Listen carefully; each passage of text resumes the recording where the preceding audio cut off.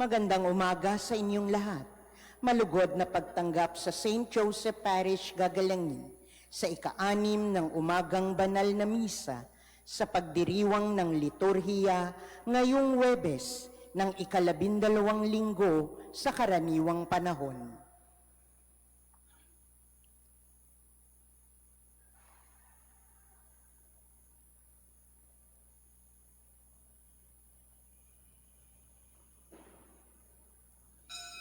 Tumayo po ang lahat at tayo'y makiisa sa banal na misa na pamumunuan ng ating kura paroko, Reverendo Padre Douglas D. Badong.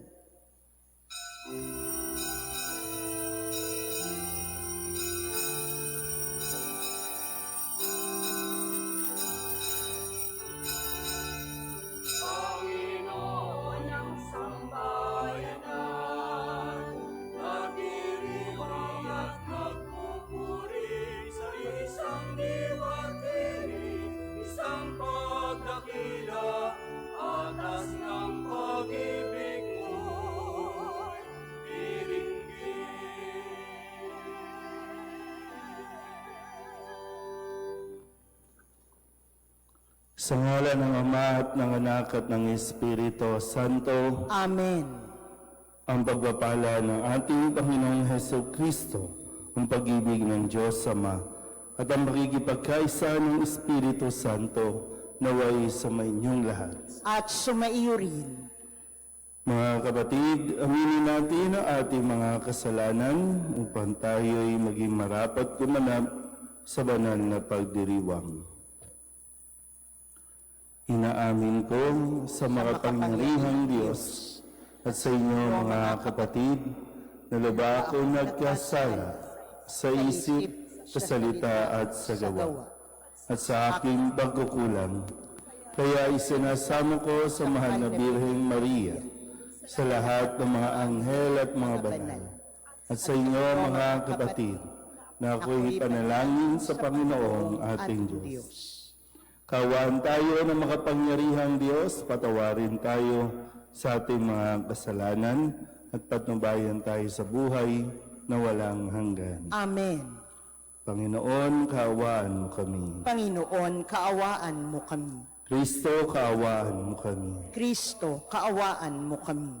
Panginoon, kaawaan mo kami. Panginoon, kaawaan mo kami.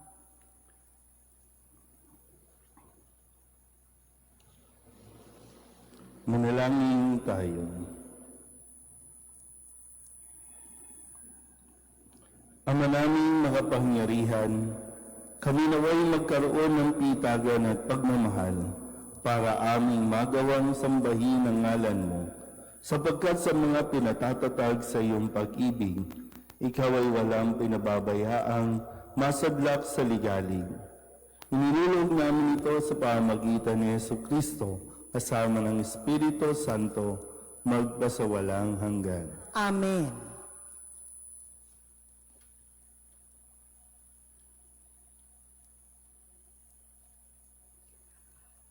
Pagbasa mula sa ikalawang aklat ng mga hari.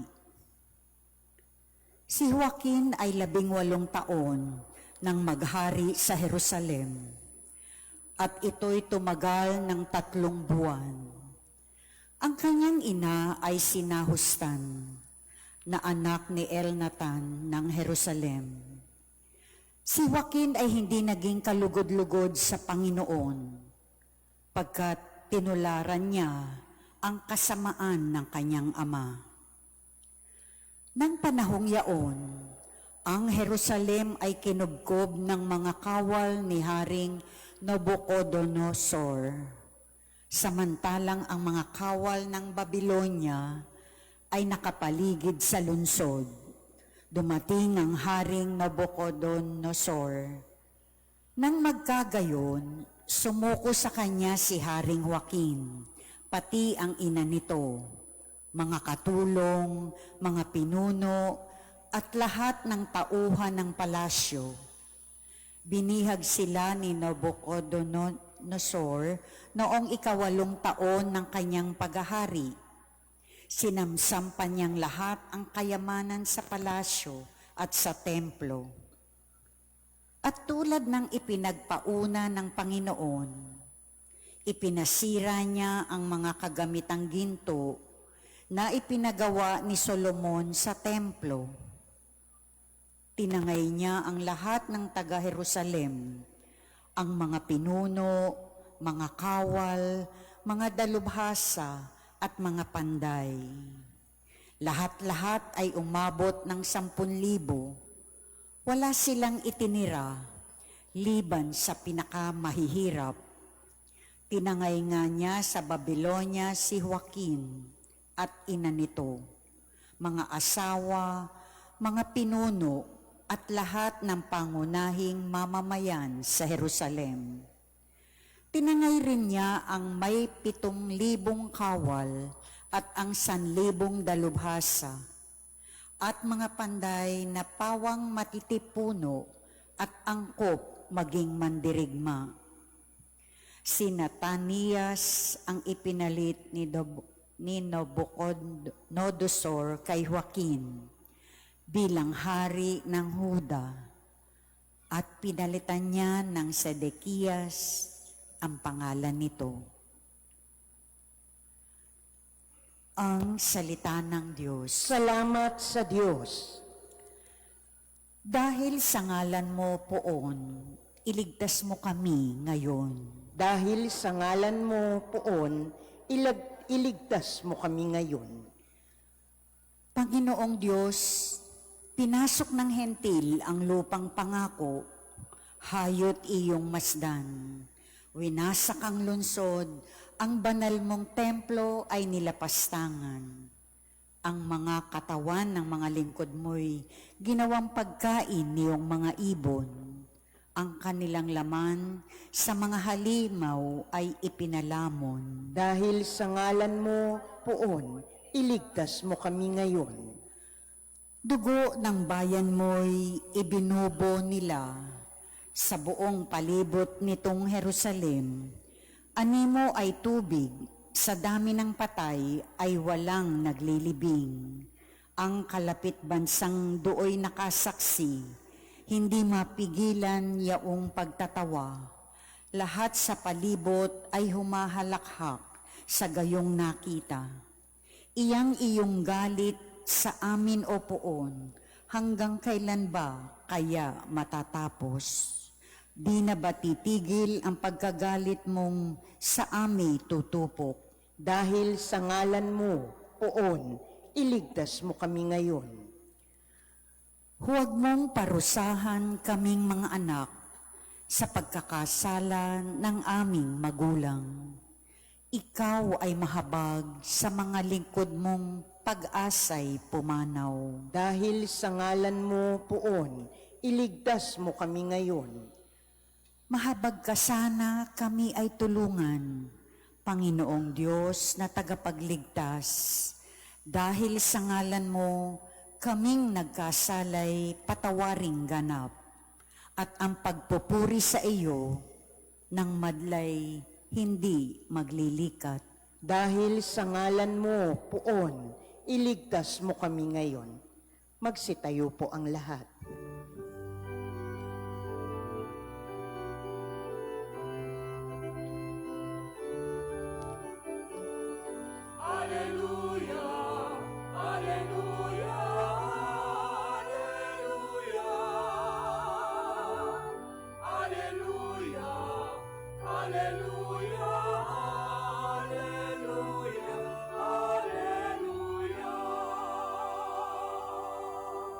Ang sa akin nagmamahal, tutupad sa aking aral, ama't ako'y mananahan. Alleluia, Alleluia, Alleluia, Alleluia, Alleluia, Alleluia, Alleluia.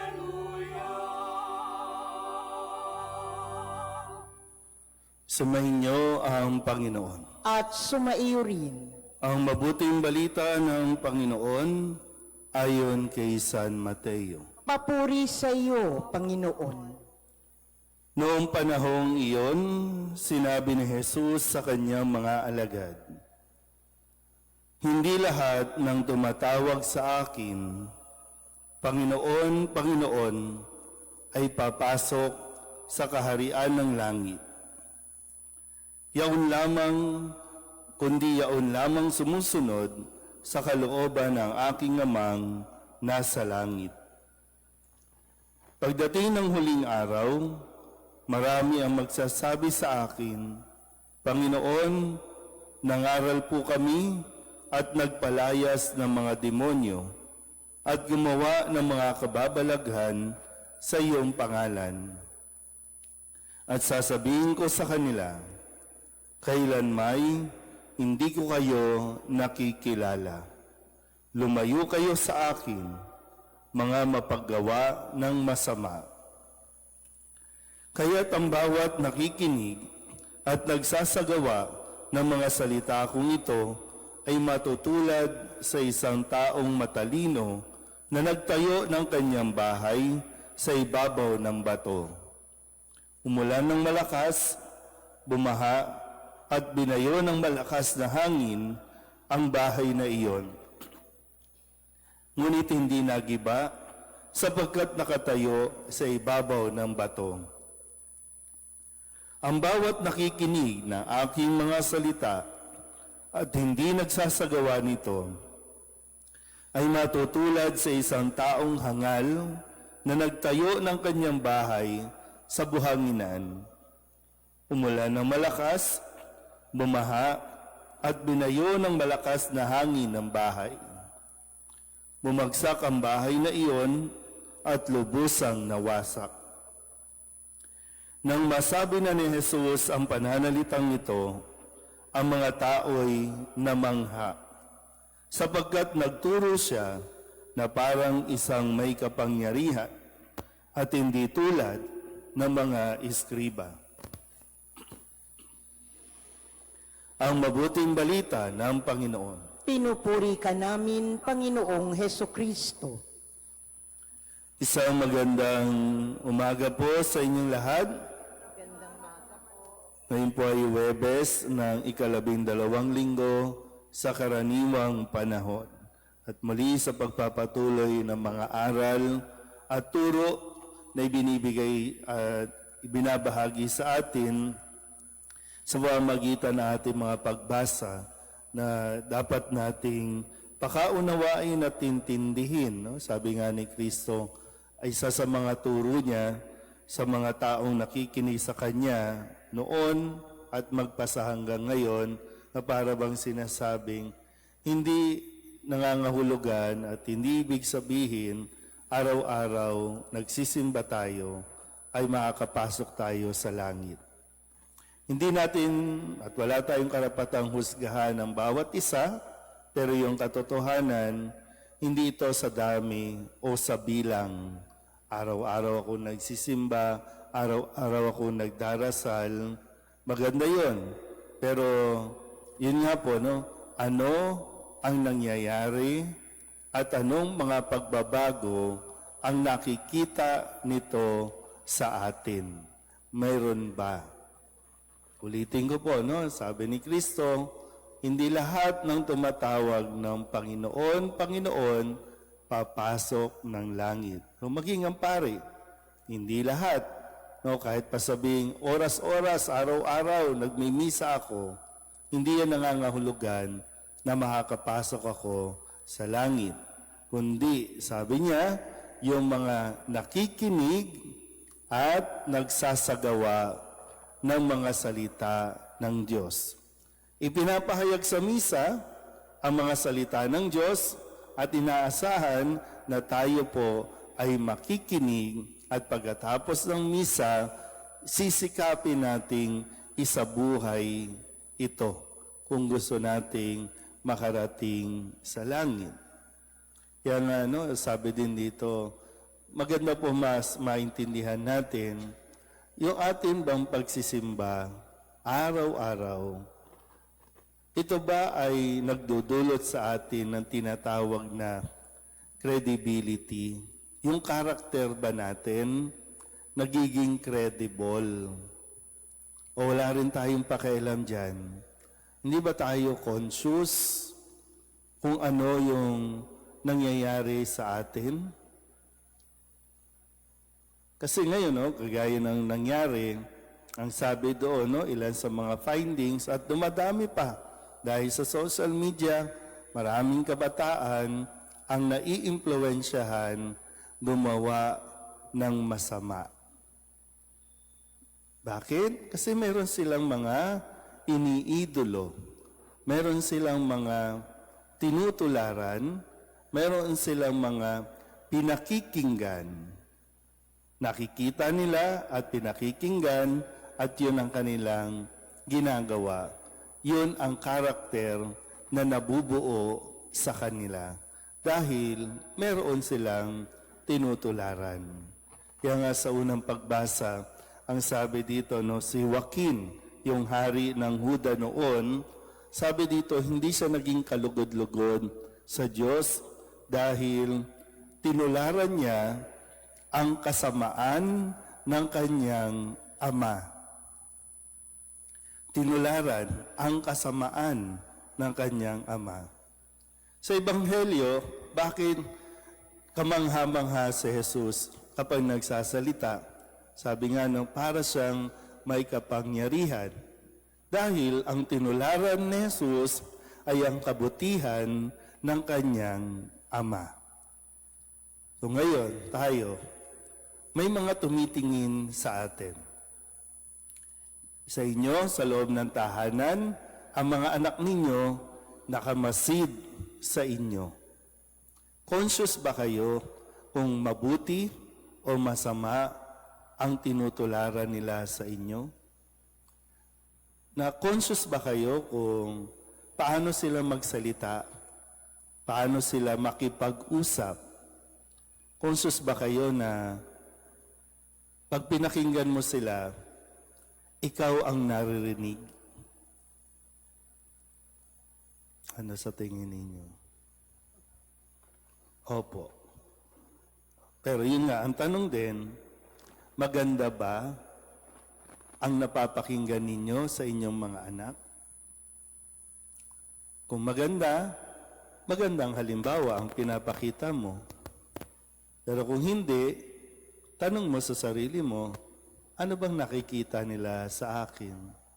Sa pakikipag-usap, sa pakikipagrelasyon, sa pagtatrabaho. Kasi yung mentality na di-develop sa murang edad, yun na yung tumatanim sa isip nila. Alam niyo yung tinatawag na conditioning of the mind, na hindi ka aware, pero mula sa pagkabata, nakukondisyon na sila dahil sa mga nakikita at naririnig sa atin. Kaya nga itong mga nakakatuwa din, no? Minsan talagang kailangan natin magkaroon ng character check, no? Yung credibility check natin. Kasi yung ngayon dahil sa nangyari, gusto nating parusahan ang mga bata.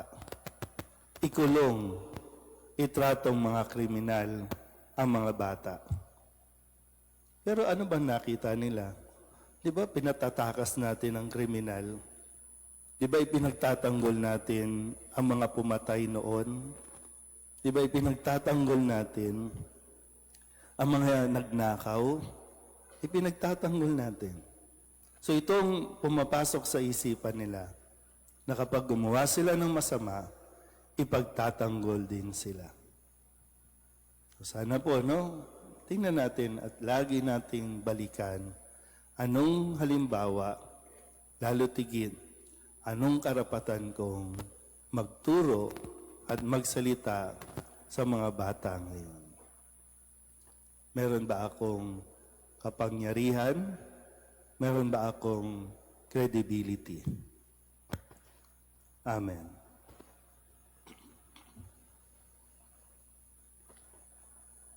May pananalig tayong kumakapit sa Ebanghelyo na naghihikayat sa ating itatag ang espiritual na tahanan sa kalooban ng Diyos. Manalangin tayo ngayon sa Ama. Ama, patatagin mo kami sa iyong salita. Ama, patatagin mo kami sa iyong salita. Ang mga pinuno at miyembro ng simbahan, naway mamuhay sa espiritu ng Ebanghelyo at laging hanapin ang kalooban ng Diyos sa pamamagitan ng tapat at mababang loob na paglilingkod. Manalangin tayo sa Panginoon. Ama, patatagin mo kami sa iyong salita. Ang mga mag-asawa, naway matagpuan ang kaligayahan sa pamamagitan ng kanilang katapatan sa isa't isa at sa mabuting halimbawa na kanilang ipinakikita sa kanilang mga anak. Manalangin tayo sa Panginoon. Ama, patatagin mo kami sa iyong salita. Ang mga kabataang lumalaki sa magulo at nakalilitong daigdig, naway makatagpo ng kahulugan sa kanilang mga buhay at matulungan silang malagpasan ang anumang kabiguan. Manalangin tayo sa Panginoon. Ama, patatagin mo kami sa iyong salita.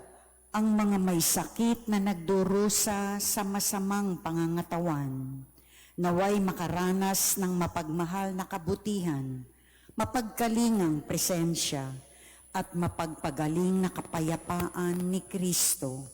Manalangin tayo sa Panginoon. Ama, patatagin mo kami sa iyong salita. Sa mga taong nauna nang lumisan sa mundong ito, naway igawad ang walang hanggang kapahingahan at walang katapusang liwanag. Manalangin tayo sa Panginoon. Ama, patatagin mo kami sa iyong salita. Upang mamayani ang kapayapaan sa gitnang silangan at sa buong mundo, at ipag-adyanawa ang sangkatauhan sa karahasan, kasakiman at pang-aabuso ng kapangyarihan na nagdudulot ng paghihirap at kamatayan sa marami. Manalangin tayo sa Panginoon. Ama, patatagin mo kami sa iyong salita. Upang ang lahat ng mga nagdurusa dahil sa kalupitan ng digmaan ay daglian ng makaranas ng kapayapaan at mabuhay ng may kapanatagan at kalayaan. Manalangin tayo sa Panginoon. Ama, patatagin mo kami sa iyong salita. Idulog din natin sa Panginoon ang ating mga personal na kahilingan, mga panalangin para sa ating mga pamilya, kasama din ang mga kahilingan ng mga nanonood sa online. Lahat ng mga misang pasasalamat, special na intensyon, agarang paggaling ng mga may sakit, ang lahat ng mga kaluluwa na ipagdasal sa bisang ito.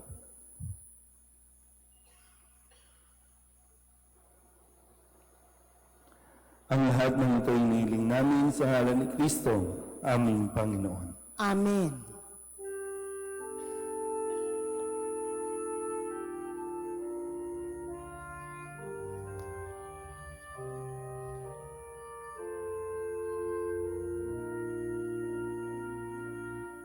Handog namin sa iyo, Ama, ang tinapay at alak na ito. Handog ng bayang umaasa, sumasambat nagmamahal sa iyo. Handog namin sa iyo, Ama, ang tinapay at alak na ito. Handog ng bayang umaasa, sumasambat nagmamahal sa iyo. Manalangin kayo mga kapatid upang paghahain natin ang kalugdan ng Diyos Amang makapangyarihan. Tanggapin nawa ng Panginoon itong paghahain sa iyong mga kamay, sa kapurihan niya at karangalan, sa ating kapakinabangan, at sa buong sambayanan niyang banal. Ama naming lumikha, tanggapin mo ang aming paghahain ng papuri sa iyong kabutihan sa amin. Sa dulot nawa nitong kadalisayan, kami naway makapag-alay ng iyong kinalulugdan sa pamamagitan ni Jesucristo, kasama ng Espiritu Santo, magpasawalang hanggan. Amen. Sumainyo ang Panginoon. At sumaiyo rin. Itaas sa Diyos ang inyong puso at diwa. Itinaas na namin sa Panginoon. Pasalamatan natin ang Panginoong ating Diyos. Marapat na siya'y pasalamatan. Ama naming makapangyarihan, tunay ngang marapat na ikaw ay aming pasalamatan. Sa iyong paglingap at kagandahang loob, ang tao'y nilikamot pinangangasiwa sa sansinuko. Sa hangad mong siya'y iwastong lubos, siya'y pinagdusa mo sa kanyang pagtalikod. Sa iyong paggiliw, iyong ipinahintulot na makabalik siya sa pamamagitan ni Kristo Jesus. Kaya kaysa ng mga anghel na nagsisiawit ng papuri sa iyo, nang walang humpay sa kalangitan, kami nagbubunyi sa iyong kadakilaan.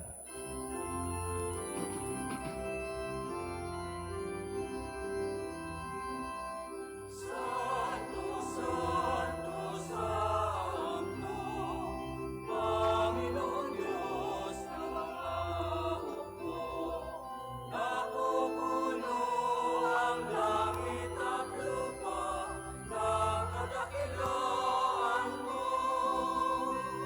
Hosana, Hosana sa kaitaasan, Hosana, Hosana sa kaitaasan.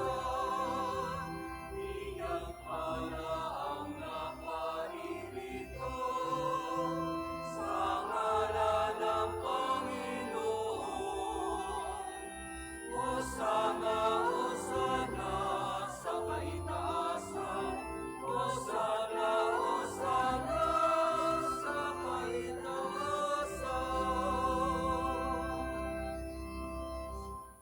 Ama naming banal, ikaw ang bukal ng tanang kabanalan. Kaya't sa pamamagitan ng iyong Espiritu, gawin mong banal ang kaloob nito upang para sa aming maging katawan at dugo ng aming Panginoong Heso Kristo. Bago niya pinagtiis ang kusang loob na maging handog, hinawakan niya ang tinapay, pinasalamatan kaniya, pinaghati-hati niya iyon, iniabot sa kanyang mga alagad at sinabi, tanggapin ninyong lahat ito at kanin, ito ang aking katawan na ihahandog para sa inyo.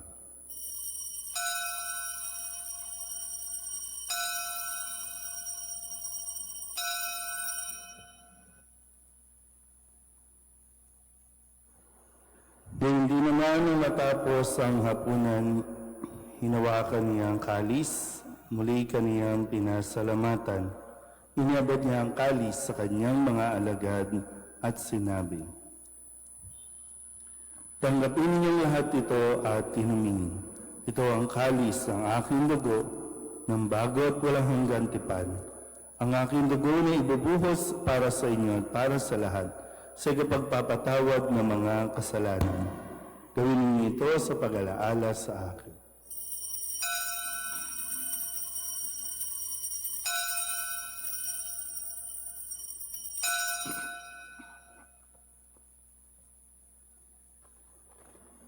Ipagbunyi natin ang misteryo ng pananampalataya. Si Kristo'y namatay, si Kristo'y nabuhay, si Kristo'y babalik sa wakas ng panahon. Ama, ginagawa namin ngayon ang pag-alaala sa pagkamatay at muling pagkabuhay ng iyong anak. Kaya iniaalay namin sa iyo ang tinapay na nagbibigay buhay at ang kalis na nagkakaloob ng kaligtasan. Kami nagpapasalamat dahil kami iyong minarapat na tumayo sa harap mo para maglingkod sa iyo. Isinasamo namin kami magsasalo-salo sa katawan at dugo ni Kristo ay mabuklod sa pagkakaisa sa pamamagitan ng Espiritu Santo. Amalingapin mo ang iyong simbahang naganap sa buong daigdig. Puspusin mo kami sa pag-ibig kay San Leon na aming Papa, at ni Jose na aming Obispo, at ng Tanang Kaparian. Alalahanin mo sina Salvador at Estrella na tinawag mo mula sa daigdig na ito. Nung sila'y binyagan, sila'y nakaisa ni Kristo sa pagkamatay. Ngayon sila'y pumanaw, naway makaisa sila ni Kristo sa pagkabuhay. Alalahanin mo rin ang mga kapatid naming nahimlay na may pag-asang sila'y muling mabubuhay, gayon din ang lahat ng mga pumanaw. Kawaan mo sila at patuloyin sa iyong kaluwanagan. Kawaan mo at pagindapating kaming lahat na makasalo sa iyong buhay na walang wakas. Kaysa ng mahal na Birheng Maria na ina ng Diyos, na ang kabiyak ng puso niyang si San Jose, kaysa ng mga apostol at ng lahat ng mga banal na namuhay dito sa daigdig ng kalugod-lugod sa iyo, na ipagdiwang nawa namin ang pagpupuri sa ikararangal mo sa pamamagitan ng iyong anak na aming Panginoong Hesukristo. Sa pamamagitan ni Kristo, kasama niya sa Kanya, ang lahat ng parangal at papuri ay sa iyo, Diyos Amang makapangyarihan, kasama ng Espiritu Santo, magpasawalang hanggan.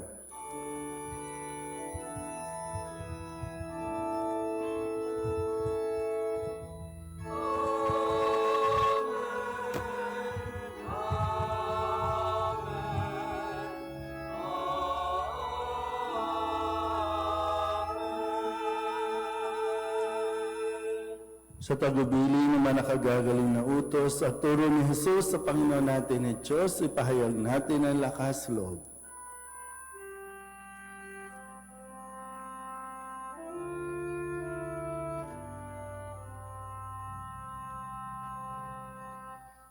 Ama namin, sumasalangit ka, sambahin ang ngalan mo, mapasa amin ang kaharian mo, sundin ang loob mo, dito sa lupa para nang sa langit. Bigyan mo kami ngayon ng aming kakanin sa araw-araw, at patawarin mo kami sa aming mga sala para na pagpapatawad namin sa nagkakasala sa amin, at huwag mo kaming ipahintulot sa tukso, at iadya mo kami sa lahat ng masama. Hinihiling namin kami iadya sa lahat ng masama, pagkalooban ng kapayapaan araw-araw, iligtas sa kasalanan at ilayo sa lahat ng kapahamakan. Samantalang aming pinananabikan ang dakilang araw ng pagpapahayag ng tagapagligtas namin sa Hesukristo. Sapagkat iyo ang kaharian at ang kapangyarihan at ang kapurihan, magpakailanman. Amen. Panginoong Hesukristo, sinabi mo sa iyong mga apostol, kapayapaan ang iniiwan ko sa inyo, ang aking kapayapaan ang binibigay ko sa inyo. Tunghayan mo ang aming pananampalataya at huwag ang aming mga pagkakasala. Pagkalooban mo kami ng kapayapaan at pagkakaisa ayon sa iyong kalooban, sama ng Espiritu Santo, magpasawalang hanggan. Amen. Ang kapayapaan ng Panginoon ay laging sumainyo. At sumaiyo rin. Magbigayan po tayo ng kapayapaan sa isa't isa. Kordero ng Diyos na nag-aalis ng mga kasalanan ng sanlibutan, maawa ka sa amin. Kordero ng Diyos na nag-aalis ng mga kasalanan ng sanlibutan, maawa ka sa amin. Kordero ng Diyos na nag-aalis ng mga kasalanan ng sanlibutan, ipagkaloob mo sa amin ang kapayapaan. Ito ang kordero ng Diyos. Ito ang nag-aalis ng kasalanan ng sanlibutan. Mapalad ang mga inanyayahan sa kanyang piging. Panginoon, hindi ako karapat-dapat na magpatuloy sa iyo, ngunit sa isang salita mo lamang ay gagaling na ako.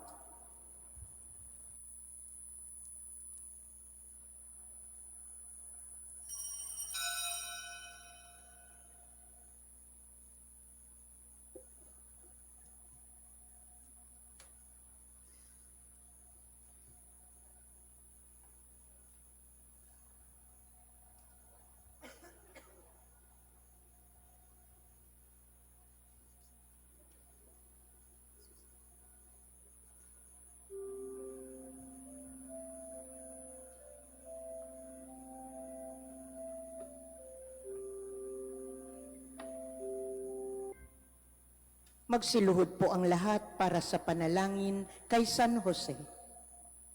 Abang tagapangalaga ng tagapagligtas, kabiyak na puso ng mahal na Birheng Maria, sa iyo ipinagkatiwala ng Diyos ang kaisa-isa niyang anak. Sa iyo nagtiwala si Maria. Sa piling mo, si Kristo'y naging tao. Maging ama ka rin sa amin, pinagpalang Jose, at gabayan mo kami sa landas ng buhay. Ihingi mo kami ng biyaya, awa at tapang, at ipagtanggol kami sa lahat ng masama. Amen. Tatayo na po ang lahat. Manalangin tayo. Ama naming mapagmahal, kami nakinabang sa katawan at dugo ng iyong anak ay sumasamo sa iyong habag upang ang aming taimtim na ginanap ay maging pagtanggap namin sa tiyak mong pagliligtas.